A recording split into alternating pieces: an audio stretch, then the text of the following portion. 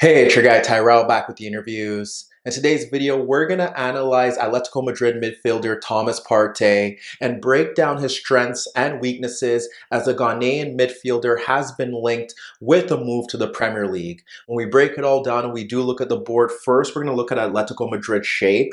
They drop off in two banks of four, predominantly playing in a 4-4-2. And what you end up seeing here is Thomas Partey is often partnered by Saul or Koke in that midfield zone. And what we see from Atletico is that they're very narrow as stated. The gap between the midfield and the defense is very tight. So when teams look to bypass Atletico out in those wider areas, you have the fullback and the wider player shifting out into that zone with the midfielder also coming across to ensure that there aren't any overloads. That sees the spare midfielder come across to cover the center of the pitch. And that's how Atletico Madrid do a very good job of ensuring that they aren't bypassed out in those wider areas. So to play in Simeone's midfield, it requires tactical and positional discipline, and Thomas Partey possesses that. So to give you a good example as to how that midfield does operate, when they come up against a 4-3-3, you have the two Atletico strikers sitting in between the deepest midfielder, and situations where the Atletico strikers can't step into the path of the deepest midfielder because, let's say, they're stepping towards the center backs, then that's when you have either Thomas Partey or his midfield partner stepping into that zone to apply pressure. We've seen this against Liverpool and against Barcelona, where you've had Thomas Partey stepping into the path of Fabinho, Jordan Henderson, or Sergio Busquets sitting in that midfield zone. And if the two Atletico strikers were blocking off those passing lanes, then you would see Thomas Partey dealing with Riqui Puig, dealing with Wijnaldum, and there was a time where he was dealing with Oxlade-Chamberlain. Now, certain teams do look to combat Thomas Partey's pressure by having their midfielder dropping off a bit deeper, but what Thomas Partey does well here is that he shifts out into the wider zones if Salah or Mane do adopt narrow positions, and specifically against Liverpool, if Firmino is dropping off a bit deeper, then you would see Thomas Partey deal with his movement across the pitch. We saw something similar in that Barcelona game where Rakitic was dropping off a bit deeper and Jordi Alba was allowed to push forward. And there was one example in particular where you have Thomas Partey stepping into the path of Rakitic, but blocking off the passing lane into Riqui Puig. But let's say they don't come up against a 4-3-3. In a recent game against Athletic Bilbao, we saw Atletico Madrid come up against a 4-2-3-1. But even then, you end up seeing Atletico cope with that threat. You have Dani Garcia, Unai Lopez, and Munayin in that midfield zone. And technically, it should be Saul and Thomas Partey stepping out into the path of Dani Garcia and Unai Lopez. But with Unai Lopez adopting more deeper positions, you ended up seeing Saul deal with that threat. If Munayin dropped off a bit deeper, Thomas Partey would step into his path, and then you had the Atletico Madrid midfielders sitting in between Dani Garcia. So with that tactical and positional discipline, Thomas Partey's ability to read the game also benefits that Atletico Madrid backline. We saw against Liverpool in the first leg of their Champions League tie, when Origi broke in transition, he was able to come across to win the ball. He provided cover for Versalco to win possession off Origi as well in that left channel. If you look over to the right-hand side, Origi had a 50-50 with Felipe. So what you see from Thomas Partey is that his starting position is in that midfield zone, and he's able to come across the pitch to ensure that Origi can't break in towards the box by poking the ball away. The best example of Thomas Partey's defensive cover ends up seeing Joe Gomez step forward, and he ends up splitting Saul and Carrera to find Oxlade-Chamberlain between the lines. At that moment, you end up seeing Thomas Partey ahead of his marker in Wijnaldum, but when Oxlade-Chamberlain now has the space to run at that Atletico backline, you end up seeing Thomas Partey shift across the pitch, cover ground, and ensure that he does put in a tackle on Oxlade-Chamberlain that eventually halts the play and ensures that he can't get a shot on goal. And even when we look to that second leg, we end up seeing Thomas Partey on several occasions tracking the movement of Liverpool's attackers into half space. On the left-hand side, you ended up seeing Thomas Partey cover for Saul to track the movement of Firmino. And in the second half, on the opposite side, it's Robertson playing the ball across Carrera for the run of Wijnaldum into that left half space. But Thomas Partey does a very good job of tracking that movement. We saw more of this from Atletico Madrid against Celta, where you had Thomas Partey shifting across the pitch to slide into Yokuşlu to intervene. And then against Alaves, you end up seeing Alex Vidal push forward to split Koke and Trippier for pawns. And you end up seeing Thomas Partey shift across the pitch to brush him off the ball, and Jimenez was able to clear the lines. So as you could see, without the ball, Thomas Partey plays a key role ahead of that Atletico Madrid backline. And while he doesn't lead La Liga with his tackling stats, he is able to win the ball higher up the pitch and just ahead of his backline in open play. Against Barcelona, Thomas Partey played a key role, and when you end up looking to a few examples as to how he was able to do that, you could look to the time when Lionel Messi was able to cut across Diego Costa, and when he was looking to get onto that left foot to take a shot, it was Thomas Partey who came across.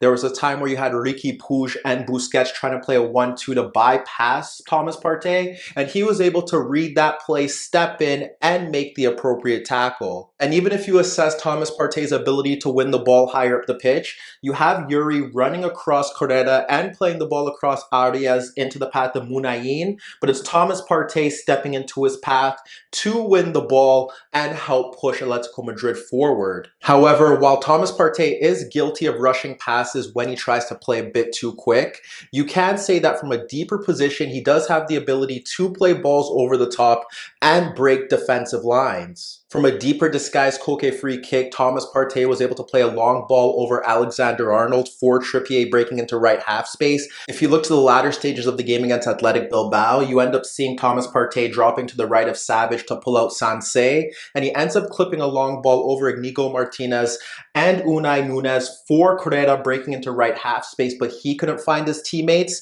And shortly after that, from a similar position, Thomas Partey ahead of Sansé and Inaki Williams, this time locating Arias running off DeMarcos, but once again plays him into a good position but can't find his teammate. And when you look to those passes in tight spaces, the level of difficulty from those intricate passes has to be taken into account. Against Liverpool, he was able to split Mane and Henderson and bypass Wijnaldum to find Correa goal side of Robertson, but he couldn't finish off the play. And if you look to the game against Barcelona, he was able to bypass both Riqui Puig and Sergio Busquets to play in Yannick Carrasco between the lines. And even if you look to Thomas Partey against Alaves, where Atletico Madrid dominated majority of the ball, it was Thomas Partey ahead of Burke, where he was able to split the Alaves midfield to find Correa in between the lines. Meanwhile, the other key component to Thomas Partey's offensive game is his ability to dribble past opponents in transition. We saw it against Liverpool in that second leg where he was able to skip by Mane, hold off Oxlade-Chamberlain, and dribble by Henderson before he slid a pass beyond Alexander-Arnold for Koke. And against Celta, when Koke chested the ball down into his path, he was able to skip by Brais Mendes and then slide a ball across Aidu and Mayo for Lodi breaking into left half space. But while that dribbling does play a key role in helping Atletico Madrid break in transition, it can also put their backline into some trouble. We saw Thomas Partey trying to dribble through that Liverpool midfield and Firmino dispossess him with Wijnaldum pushing forward. And against Barcelona, when he received the ball from Arias, he was dispossessed by Rakitic around his own box, and Rakitic was able to force Oblak into a save. Still, one of the interesting caveats from Thomas Partey's game is that sometimes when he does make mistakes, he has the ability to win back possession. If we look to one example, you have Thomas Partey winning the ball in midfield, and Salah does step into his path, and he ends up playing a loose pass across Koke and Oxlade-Chamberlain to Alexander-Arnold. Alexander-Arnold's able to skip past Koke, and when he looks to play a pass into Firmino, it is Thomas Partey sliding across to win the ball. And against Alaves, we ended up seeing Thomas Partey lose possession in Alaves' third, and that allowed Martin to break forward and cut across Koke towards the halfway circle, but it was Thomas Partey recovering his positioning and making a vital sliding tackle to regain possession. The biggest weakness in Thomas Partey's game is his ability to defend pullbacks and his individual set-piece defending. When we look to examples, you look to that first leg win over Liverpool, you have Origi in right half space ahead of Felipe, Koke, and Saul, and he's able to get across into the box, and you have Thomas Partey ball watching, which allows Jordan Henderson to not a free header in that box on goal, but he guides it inches wide of the net. If you look to Celta's equalizer against Atletico Madrid, it was Beltran making a free run off Thomas Partey in towards that front post, and that's when you end up seeing Bryce Mendez's cross over Carrera fall into his path with Jimenez dropped off a bit, and he's able to provide a moment of brilliance to beat Jan Oblak. But if Thomas Partey tracks that run, he probably doesn't get that volley off. And even when you look to Munain's opener against Atletico, it's Yuri pulling the ball back across Trippier and Koke for Munain running off of Carrasco. But even in that sequence, although Carrasco should be tracking that run, you have Thomas Partey and Saul not picking up anyone, and Thomas Partey reacts to Munain's run late,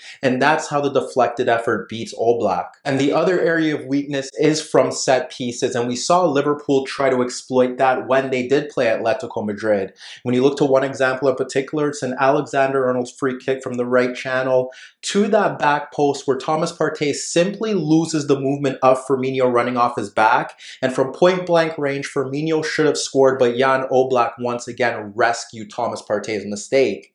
When we look to another example, it's Barcelona taking the lead against Atletico, where a front post corner kick ends up flying over Sergio Busquets. Thomas Partey doesn't deal with it, and it ricochets off Diego Costa and goes past Jan Oblak. And then against Alaves, it was Burke who was able to get a free header from point blank range by peeling off Thomas Partey, who didn't track his movement, but he nodded his point blank effort wide of the net. So as you can see, Thomas Partey isn't perfect, but there's lots to like about his game. He's positionally and tactically disciplined. He's able to break up play in that midfield zone. And even when he does make mistakes, his athleticism and his ability to read the game allows him to rectify them. What you can say is that you possibly wouldn't play him in a single pivot in a 4-3-3, especially if you have the fullbacks pushing forward, due to the fact that it is a lot of ground to cover for him solely, and it would be a huge culture shock when you compare that system to the system that he has thrived in under Diego Simeone. There is a lot of room for growth, and what you can say is that if he does improve his defending from set pieces and doesn't have those mental lapses when he is defending around the box, he can be a really great world-class player, and he would be an upgrade for the sides linked to him in the Premier League. Hi everybody, thanks for watching, and subscribe here for your latest tactical analysis and daily commentary on the InnerViews show. And if that wasn't enough, don't forget you could find more organic, unfiltered soccer/football analysis on the InnerViews podcast, the best soccer/football podcast in the world, available on iTunes, Spotify, iHeartRadio, Spreaker, and any Android apps on your Android devices.